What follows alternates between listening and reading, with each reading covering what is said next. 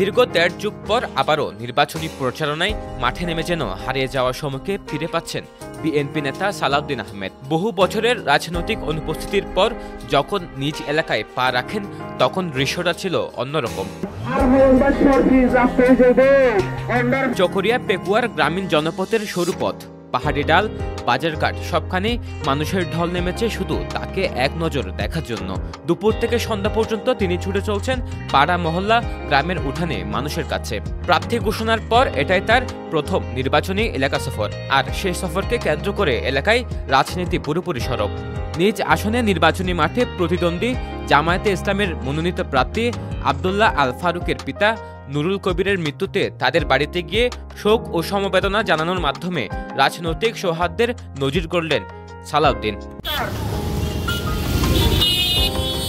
৭ December পর্যন্ত চকরিয়া পেকুয়ায় তিনি থাকবেন ব্যস্ত নির্বাচনী প্রচারণায়। ধানের শীষের পক্ষে গণসংযোগ, পথসভা, সামাজিক অনুষ্ঠানে উপস্থিত সবকিছুতে তার সক্রিয়তা চোখে পড়ার মতো। যেখানে যাচ্ছেন সেখানে ভিড় জমছে শত শত মানুষ।